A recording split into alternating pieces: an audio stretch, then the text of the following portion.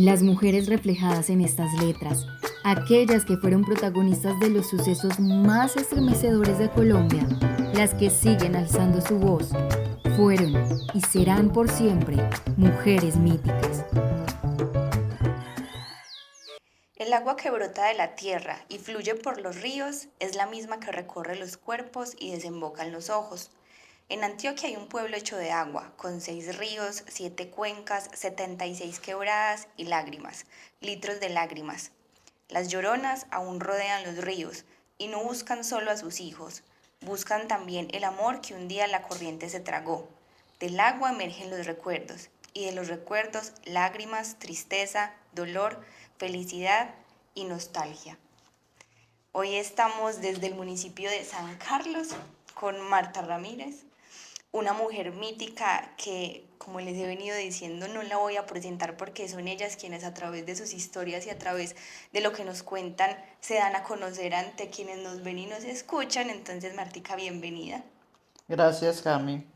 Martica, bueno, la intención es que empecemos esta entrevista contándoles de dónde viene Marta, de qué familia, de qué territorio, cómo era San Carlos en esa época en la que no sentías tanto el conflicto.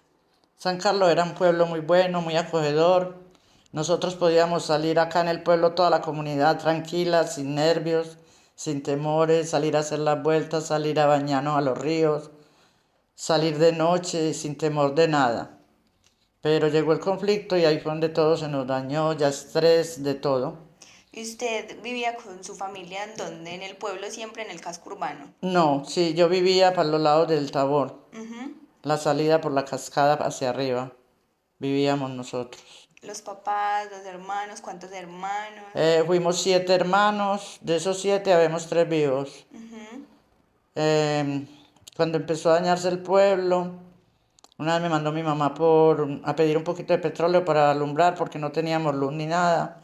Me cogió un hombre a violarme, no sé cómo, me le zafé, le hice repulsa y llegué a la casa que no podía. Ese fue como ese primer Ajá, el acercamiento primer, suyo. el primer susto mío, sí. Y de ahí en adelante, ¿qué empieza a recordar usted? ¿Cómo empieza a ver que en San Carlos empieza el conflicto? Empieza a fallar todo el conflicto. ¿Cómo lo empieza a sentir? Muy duro, porque yo ya quedé con ese miedo, ese susto para yo salir sola de donde vivíamos acá al pueblo. Ujú.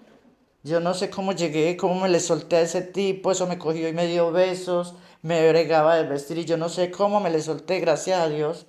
Y llegué a la casa que yo no podía ni respirar del susto. Ustedes se quedaron viviendo Allá en la mismo. vereda. Ujú. Y usted viene a vivir al pueblo. ¿Cuánto tiempo pasa antes de usted de pronto llegar a vivir al casco urbano en San Carlos? No, es que nosotros siempre hemos vivido acá, Ajá. sino que por allá nos habían dado un pedacito donde hacer una casita y arriba a la entrada de la cascada, Ujú. entonces allá vivíamos. Pero nosotros siempre hemos vivido acá en el pueblo. Yo ahora después de vieja sí estuve un tiempo viviendo para el campo. Ujú. Sí. Bueno, Martica, ya pasemos entonces como de esos recuerdos donde usted nos cuenta que San Carlos pues era un pueblo más tranquilo, ustedes podían hacer sus cosas, sus actividades sin problema, al San Carlos que empieza a reconocer la gente sumergido como en el miedo. ¿Cómo empieza a recordar usted esas dinámicas de guerra en el pueblo? Como si le dijera cómo se escuchan, cómo se ven, cómo las recuerda usted, ¿qué nos diría? Como la recuerdo, muy triste porque primero empezó la guerrilla y luego ya vinieron vuelos paramilitares y eso era, mataban de un lado, mataban del otro y uno ya con temor de salir de la casa. Cuando llegaron los paramilitares ya uno no le provocaba salir sino vivir encerrado y cambiando todas las noches de dormida porque no se oían sino tumbar puertas y ventanas buscando a la gente para llevarla para matarla, entonces uno cambiaba de dormida. Hasta que me decidí, me fui a la ciudad de Medellín. Antes de usted desplazarse a Medellín, hablemos un poquito de esos sucesos que a usted más le impactaron en medio de ese De ese conflicto. conflicto. A mí me tocaba, yo vivía en un segundo piso y me tocaba ver bajar en una moto 2 con el que iban a matar al medio. Y enseguida tan los tiros y volvían y subían muy relajados. Ya habían matado al que llevaban para matar. Muy duro, muy duro. Por la primera masacre empezaron en Zulia y terminaron acá en el pueblo llevando gente para la represa, yendo hacia San Rafael. y allá les mochaban la cabeza, los desmembraban todos con una motosierra y los tiraban a la represa. ¿Qué fue lo más duro que a usted le tocó ver o esas cosas que ya fueron directamente contra usted? Para que la gente Cu- conozca un poquito de su historia. Cuando me tocó ver, cuando mataron a un hermano mío, yo sentí los tiros y me asomé cuando vi que era mi hermano. Y salí corriendo y el otro hermanito mío menor que había también salió conmigo. ¿Y para dónde vienen? Y nos hicieron devolver con las mismas pistolas que están matando a mi hermano, nos hicieron volver para la casa. Y entonces ya cuando dejamos de escuchar tiros, volví, subí corriendo, ya mi hermano estaba ahí agonizando. Perdón. Entonces me vine, el Señor me dio valor, me vine para el padre, para la casa cural. Llevé al padre a que ¿cómo Lo se dice? absuelva. Me lo absolviera antes de que él acabara de morir. Y ya ahí sí me desahogué llorando, corriendo detrás del padre ¿Usted para... cuántos años tenía? Estaba joven. Sí, estaba joven cuando vi matar a mi hermano. Tenía yo que como 30 años. Estaba muy joven todavía. Después de eso quedé con delirio de persecución. Yo no podía salir a la calle. ¿Qué sentía? Yo sentía que ya venían detrás de Damen como me tocó ver dándole a mi hermano. Que uno le daba, pum, patadas y otro le daba así, plomo. Los cecitos le quedaron todos aquí afuera por un lado de la cabeza, ahí donde lo dejaron muerto. Ese fue el único hermano que a usted le asesinaron. No, por eso digo, mami, éramos 7 y Éramos habemos 3, las tres. 2 mujeres y el niño, y eso porque fue de acá del pueblo. ¿Y los otros? Todos los otros 4 los mataron. Mamá no resistió la muerte y no de uno. Al año murió mamá. De ahí me tocó a mí todo ese proceso. O sea que mataron al primero, que es la historia que usted nos contó, y su mamá murió al año. Ujú. Y después le tocó ese proceso con sus otros tres Mis otros 3 hermanos. hermanos. Luego con la mamá del niño que yo tengo. Cuéntenos un poquito, si quiere, de esa historia, cómo fue. Pues esa historia muy dura. A ella le mataron una hermanita en el Peñol, a la mamá de Sebas. Ujú, Bueno, a mi compañera sentimental. ujú, Y llegó un día acá un tipo y ella dijo, ay, llegó Julano, que fue el que mató a mi hermana. Le dijo a otro, que ujú. ella no sabía que era de ese grupo. Vamos a matar a ese hijo de tantas, que ese fue el que mató a mi hermana en el Peñol. Eso le costó a ella la vida. Entonces ya la buscaban por toda parte para matarla y gracias a Dios no la encontraron. Estuvo en el comando como 15 o 20 días por protección. Luego salió en el bus de las 10 para Medellín y hasta ahí se supo porque la bajaron del bus y no volvimos a saber nada de ella. Quedó desaparecida. Desaparecía, ahí está la hora que no, y el niño me dice, mamá, yo tengo una piedra en la espalda, hasta que no encontremos los restos de mi madre, yo no descargo esa piedra, Y porque nunca hubo para darle razón. cristiana sepultura, y no, hasta el momento no. Nunca les dieron razón de nada o comentarios o usted sabe que la gente empieza a mencionar muchas cosas como de pronto qué le habría pasado. Nunca escucharon nada. Nada. Sí, una vez el esposo de una hija mía era un policía, y a él dice que le contó un reinsertado de la guerrilla, que a ella la habían matado, pero que no sabía dónde, si era en el Samaná o era allí en el Chocó. Ujú. Mm. ¿Y cuánto ha pasado ya? Ah, me imagino el niño quedó de año y medio y ayer cumplió 25 años.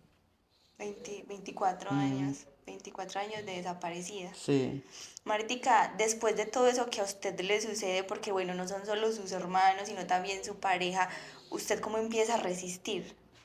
pues, ¿cómo le digo? Diosito le da valor a uno y uno como que dice, no, yo no puedo seguir así, yo tengo que cuadrar esta vida porque es muy duro si uno llora y llora y pregunta si está viva, estará muerta, dónde la tendrán. Lo mismo con los hermanos, uno tener que enterrarlos y quedar uno solo en la vida. Mm. Usted empieza de pronto a ver que el conflicto armado le sucede de manera distinta a hombres y mujeres. Sí, ¿Y claro. cómo lo ve ahí? ¿Cómo se ve esa diferencia? Pues la diferencia es que a las mujeres acá las cogían, las violaban y luego las asesinaban para que no dijeran quién las había violado. Así era con las mujeres. Y los hombres ya que porque no trabajaban con ellos, ya que porque eran de otros grupos, porque, como le digo, las malas lenguas hablaban de la gente ya por un chisme. Lo podían matar. Ujú. ¿Y usted empieza de pronto a ingresar a estos grupos de mujeres o de pronto a reuniones? ¿Cómo fue Me, ese proceso? sí, por eso yo asisto mucho a todas estas cosas, porque me desestreso, me desahogo de muchas cosas contando mis historias, Por eso me gusta asistir a todo esto.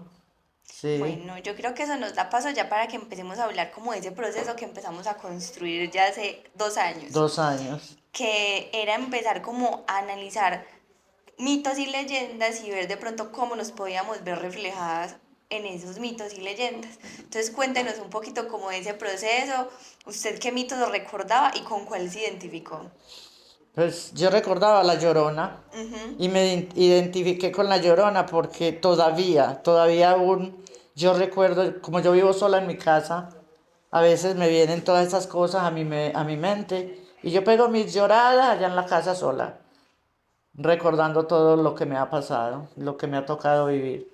Entonces usted le dio esas características en un principio a la Llorona porque lloraba mucho, pero también porque en este caso hicimos como esa comparación de que la Llorona buscaba a sus hijos, Ajá, pero en este caso usted estaba buscando a su pareja, a a su mi pareja, desaparecida. ujú, sí. Pero también, más allá de llorar, usted le empezó a dar como otras características de mujer fuerte, valiente. Cuéntenos un poquito de eso. Claro, mujer fuerte y valiente, porque a pesar de tanto conflicto y todo, aquí estamos, gracias a Dios, somos unas guerreras, somos unas berracas echadas para adelante. Martica, cuéntenos también un poquito ya, se empieza a mitigar el conflicto armado en San Carlos. Usted nos cuenta que se había desplazado para Medellín, pero usted se devuelve. Sí, yo no estuve no 3 meses en Medellín, la ciudad es muy aburridora. ¿Por qué? Ay, Cuéntenos un no, poquito esto de es eso. muy maluco, uno a toda hora. Si va a salir colgado de un carro, si va a salir a la puerta de la casa, ya debe tener la plata en la mano, y si uno no tiene, allá te quedas encerrado. En cambio, en el pueblo es muy diferente la situación. Usted con plata o sin plata se mueve. Ah, que no tengo panela, voy donde tal amiga, donde tal vecina que me solicite un pedacito. En cambio, en la ciudad uno no puede moverse si no tiene el dinero para salir.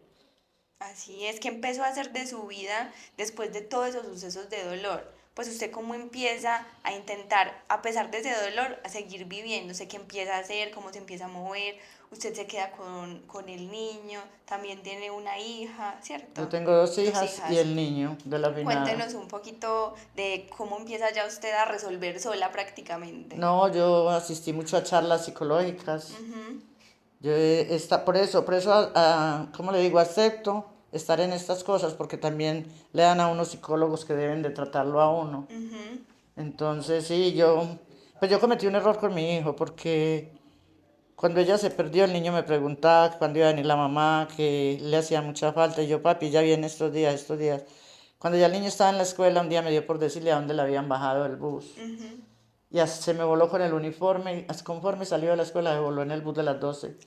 Que a buscar la mamá dónde la habían bajado, que a ver si ella estaba. Menos mal que lo distinguían los ayudantes del bus que bajaba y entonces lo devolvieron con él. Porque para allá se fue. Y el comisario acá me regañó por eso, me jaló las orejas. Que yo esperara que él estuviera grande Para para contar. contarle las verdades. Y usted cuando le contó qué pasó, ¿usted se acuerda de ese momento cuando usted le contó la verdad de lo que había pasado? No, el normal, que mantiene esa cosa en su cabeza que hasta que no encuentre los restos de la mamá no descansa. Que para darle sepultura. ¿Y usted a qué se dedicó ya luego de todo ese proceso? Porque había una familia que sostener. Ya ellos igual ya están grandes, pero ¿cómo fueron sus dinámicas ya como en ese entonces y ahora? Lo mismo, Ujú, lo mismo. Yo trabajaba fritanga por ahí en puertas de los bares, ujú. arreglando casas, haciendo aseo, aplanchando en casas ropa. Lo mismo hago ahora. Ahora hago empanadas para vender, hago arepas, hago morcilla. Lo mismo que hacía con mis hijos pequeños. Y ahí ahora lo Ay, sigue y haciendo ahora lo sigo haciendo porque estoy sola. Yo tengo que luchar por mí por misma. usted misma. Ujú. Martica, hablemos de esa palabra paz. ¿Para usted qué significa? Paz. Ujú.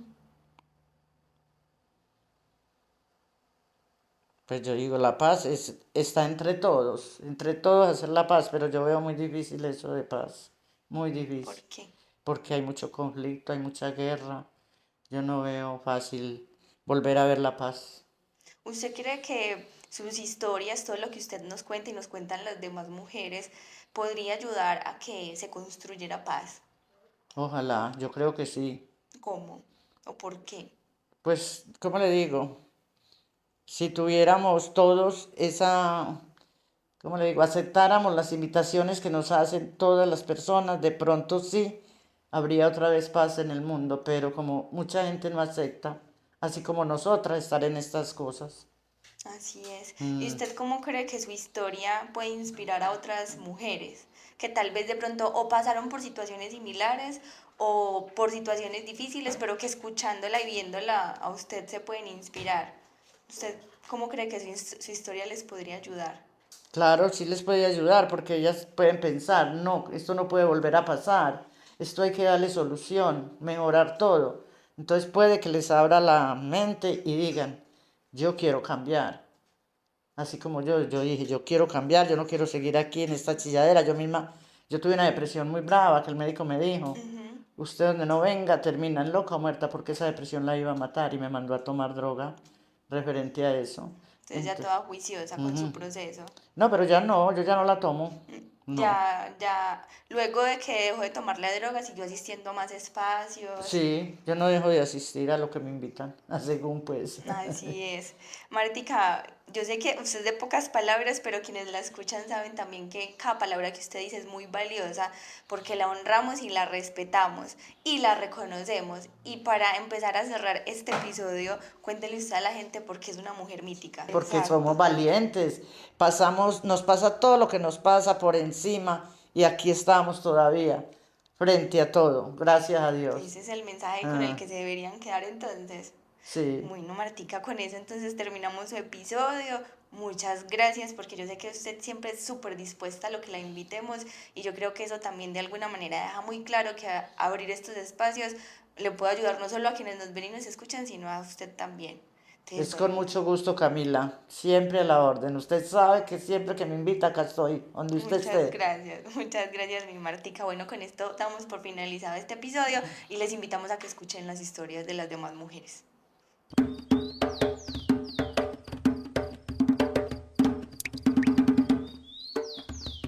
Nos vemos y escuchamos cada jueves a través del episodio de Una Mujer Mítica. Encuéntranos en Spotify, YouTube e Instagram como @mujeresmíticas.